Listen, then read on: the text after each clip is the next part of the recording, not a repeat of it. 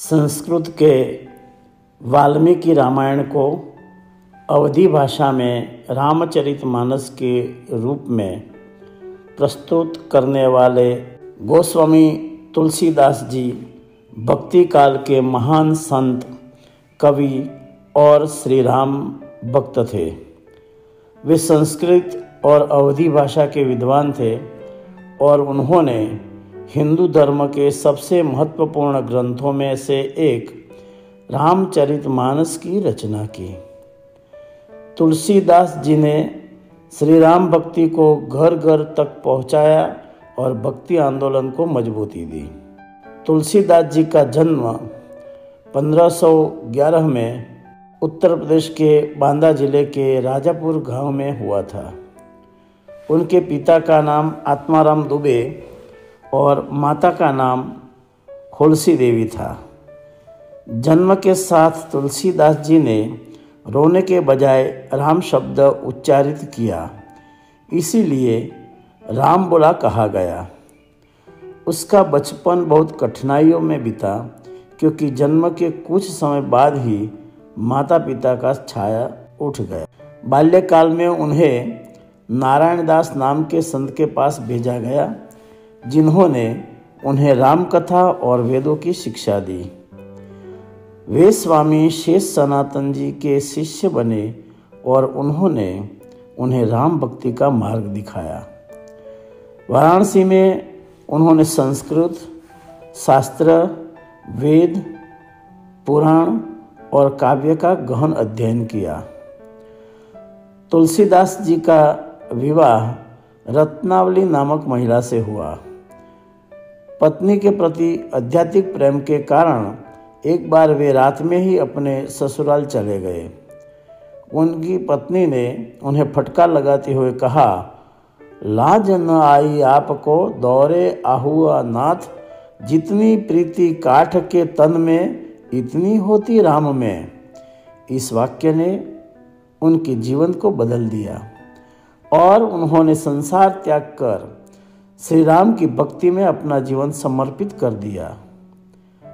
तुलसीदास जी ने कई महत्वपूर्ण ग्रंथों की रचना की है, जिसमें रामचरितमानस, विनय पत्रिका, हनुमान चालीसा, कवितावली, दोहावली, गीतावली, रामलला नहसु जैसे प्रख्यात रचनाएं उन्होंने लिखी है। तुलसीदास जी ने संस्कृत के वाल्मीकि रामायण को अवधी भाषा में रामचरितमानस के रूप में प्रस्तुत किया। इस ग्रंथ ने भगवान राम की कथा को आम जनमानस तक पहुंचाया। उन्होंने उसे लोक भाषा में लिखा ताकि हर वर्ग के लोग इसे समझ सके। आज भी रामचरितमानस हिंदू समाज में बहुत श्रद्धा और भक्ति के साथ पढ़ा जाता है। कहा जाता है कि तुलसीदास जी ने वाराणसी में संकट मोचन मंदिर की स्थापना की थी। एक बार वे हनुमान जी के दर्शन करने के लिए व्याकुल थे। तब एक वृद्ध व्यक्ति ने उन्हें बताया कि प्रतिदिन एक वृद्ध वानर तुम्हारी कथा सुनने आता है, वही हनुमान जी है। तुलसीदास जी को जब यह पता चला तो उन्होंने हनुमान जी से श्री राम के दर्शन की प्रार्थना की। हनुमान जी की कृपा से तुलसीदास जी को चित्रकूट में भगवान श्री राम के दर्शन हुए। तुलसीदास जी ने अपने काव्य के माध्यम से कई महत्वपूर्ण शिक्षाएं दी है। परहित सरिस धर्म नाही, भाई पर पीड़ा सम नहीं अधमाई। दूसरों की भलाई से बढ़कर कोई धर्म नहीं और दूसरों को कष्ट देना सबसे बड़ा अधर्म है। उन्होंने कहा है, जाकी रही भावना जैसी, प्रभु मूरत तिन देखी तैसी। जिसकी जैसी भावना होती है उसे वैसा ही ईश्वर का स्वरूप दिखाई देता है। उन्हें और भी कहा है कि राम ही केवल प्रेम प्यारा, जान लेहु जो जान ही निहारा। मतलब कि भगवान को केवल प्रेम प्रिय है, जो उसे समझता है वही सच्चा ज्ञानी है। तुलसीदास जी ने वाराणसी में 80 घाट के निकट गंगा तट पर अपनी अंतिम सांस ली और उसका निर्माण 1623 में हुआ। उन्होंने जीवन भर से राम भक्ति का प्रचार किया और आज भी उनके विचार लाखों लोगों के जीवन को प्रेरित कर रहे हैं। उन्होंने भक्ति आंदोलन को आगे बढ़ाया और आम जन को भगवान राम के आदर्शों से परिचित कराया। उन्होंने समाज में व्याप्त कुरीतियों का विरोध किया और भक्ति को सर्वोच्च मार्ग बताया। उनकी रचनाएं आज भी हिंदू धर्म, भक्ति और भारतीय संस्कृति का अभिन्न अंग है। गोस्वामी तुलसीदास जी केवल एक संत ही नहीं बल्कि भारतीय संस्कृति के महान स्तंभ थे। उनकी रचनाएं विशेष रूप से रामचरितमानस श्री राम भक्ति का अमूल्य ग्रंथ है। उन्होंने हमें प्रेम, भक्ति, सदाचार और धर्म का मार्ग दिखाया है। उनका जीवन और शिक्षाएं हमें सच्ची आस्था और भक्ति का संदेश देती है। तो आइए चलिए हम सब साथ मिलकर तुलसीदास कृत संपूर्ण रामचरितमानस का अध्ययन करें। बंधव गुरु पद कंज, कृपा सिंधु नर रूप हरि, महामोह तम पुंज, जासु बचन रवि कर निकर। मैं अपने गुरु के चरण कमलों की वंदना करता हूँ, जो कृपा के सागर है और जो भगवान विष्णु के ही स्वरूप है। उनके वचनों से अज्ञान रूपी अंधकार नष्ट हो जाता है, जैसे सूर्य की किरणों अंधकार को मिटा देती है। हिंदू परंपरा में गुरु का स्थान अत्यंत उच्च माना गया है। गुरु वह है जो शिष्य को अज्ञान के अंधकार से निकालकर ज्ञान के प्रकाश में ले जाता है। भारतीय दर्शन में गुरु को ब्रह्मा, विष्णु और महेश के समान माना गया है।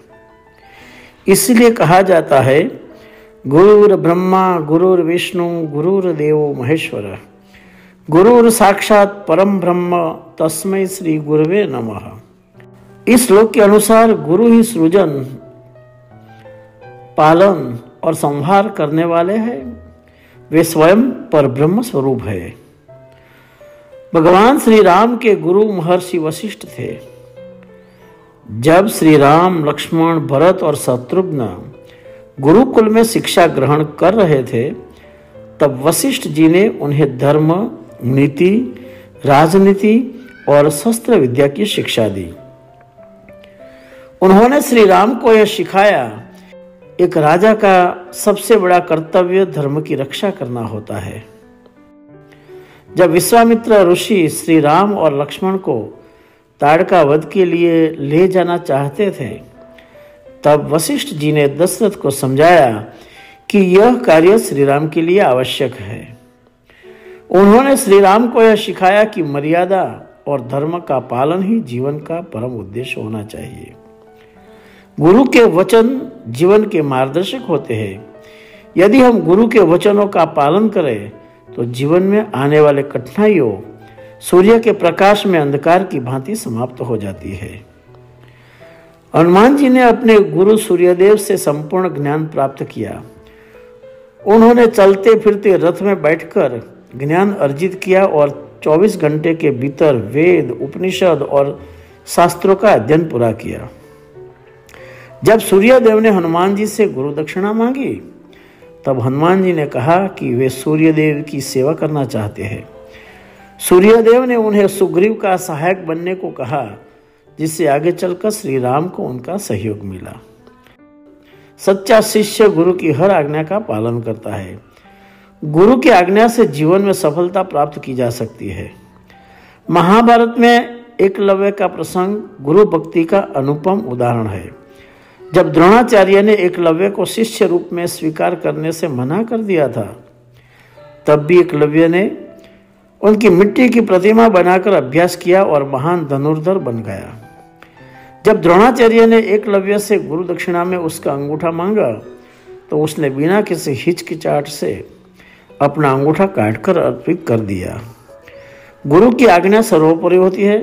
सच्चा शिष्य वही जो गुरु की हर बातों का अपने जीवन में उतारते हैं। गोस्वामी तुलसीदास जी के गुरु श्री नरहरिदास थे।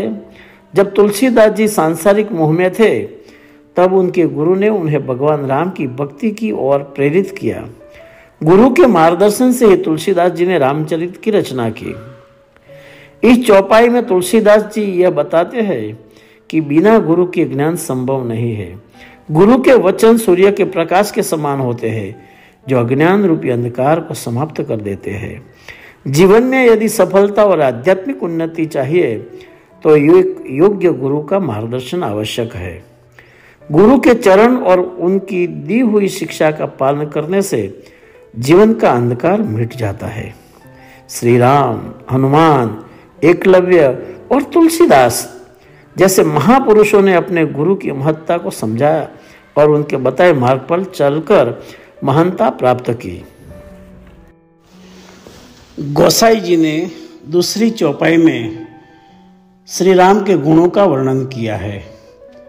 नव तुलसी दल मृदु मन, मंजुल मंजू मधुर, सहज सुभाय सुभानु सुन, रसु गुनु अगुण अपार। भगवान श्री राम का मन ताजे तुलसी पत्र के समान कोमल और सुंदर और मधुर है। वे स्वभाव से ही शुभ, कल्याणकारी और अत्यंत तेजस्वी है। उनके गुण और लीलाएं अनंत है। वे सगुण प्रकट रूप में और निगुण अदृश्य ब्रह्म स्वरूप में, दोनों ही रूपों में अपार है। तुलसीदास जी इस चौपाई में भगवान श्री राम के चरित्र की अद्वैत विशेषताओं का वर्णन कर रहे हैं। आइए उसे अलग अलग बिंदुओं से समझते हैं। तुलसी का पत्ता पवित्र, कोमल और सुगंधित होता है। इसी प्रकार भगवान श्री राम का हृदय भी अत्यंत कोमल और दयालु है। जब माता सबरी ने प्रेम पूर्वक जूठे बेर श्री राम को अर्पित किए तो उन्होंने बिना किसी भेदभाव के अत्यंत प्रेम से उन्हें ग्रहण किया। उन्होंने विभीषण, केवट और निषाद राज जैसे भक्तों को अपना कर यह सिद्ध किया कि उनका हृदय प्रेम और भक्ति से भरपूर है। भगवान श्री राम प्रेम, दया और करुणा से परिपूर्ण है। जो भक्त प्रेम और श्रद्धा से उन्हें पुकारता है वे उसे अवश्य स्वीकारते हैं। श्री राम की वाणी अत्यंत मधुर, शीतल और सुखदायक थी। वे कभी कठोर वचन नहीं बोलते।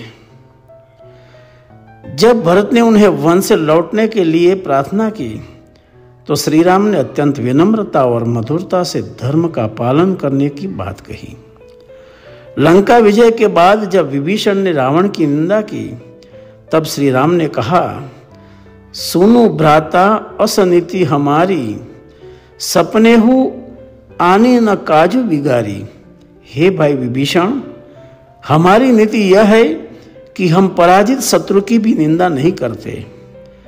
हमें श्री राम के समान मधुर और विनम्र भाषा का प्रयोग करना चाहिए जिससे दूसरों के हृदय में प्रेम और श्रद्धा उत्पन्न हो। श्री राम का स्वभाव स्वाभाविक रूप से शुभ, मंगलकारी और प्रकाशमान था। वे जहां भी गए वहां धर्म और न्याय का प्रकाश फैलाया। जब अहल्या ऋषि गौतम के शाप से पत्थर बन गई थी तब श्री राम के चरण स्पर्श से ही उनका उद्धार हो गया। जब वे अयोध्या लौटे तो उनके राज्याभिषेक से संपूर्ण अयोध्या आनंदमय हो गई। हमें अपने जीवन में शुभ कार्य करने चाहिए जिससे समाज में प्रेम, न्याय और धर्म का प्रकाश फैले। भगवान श्री राम ने मानव रूप में जन्म लेकर अपने भक्तों को दर्शन दिए, लेकिन वे परम ब्रह्म भी थे जो निर्गुण और अनंत है। हनुमान जी ने श्री राम को सगुण रूप में देखा और उनकी सेवा की। तुलसीदास जी ने श्री राम को निर्गुण ब्रह्म रूप में अनुभव किया और कहा, सिया राम मैं सब जग जानी, करऊ प्रणाम जोरी जुग पानी। मुझे संपूर्ण जगत श्री राम और सीता से भरा हुआ दिखाई देता है, इसलिए सबको प्रणाम करता हूँ। भगवान श्री राम के भक्त उन्हें अपने अपने भाव के अनुसार अनुभव करते हैं। कुछ उन्हें सगुण रूप में देखते हैं तो कुछ निर्गुण ब्रह्म के रूप में भी देखते हैं। इस चौपाई में तुलसीदास जी बताते हैं कि भगवान श्री राम का हृदय अत्यंत कोमल, वाणी मधुर, स्वभाव शुभ और तेजस्वी है। वे असीम गुणों से युक्त है और उनके सगुण निर्गुण स्वरूप को कोई पूर्णता नहीं समझ सकता। यह हमें समझाता है कि दूसरों के प्रति प्रेम और करुणा रखे, कठोर शब्दों से बचे और सदैव विनम्रता बनाए रखे, जीवन में शुभ कर्म करे और सत्य का मार्ग अपनाए। सगुण या निर्गुण किसी भी रूप में भगवान को स्मरण करने से जीवन सफल हो जाता है।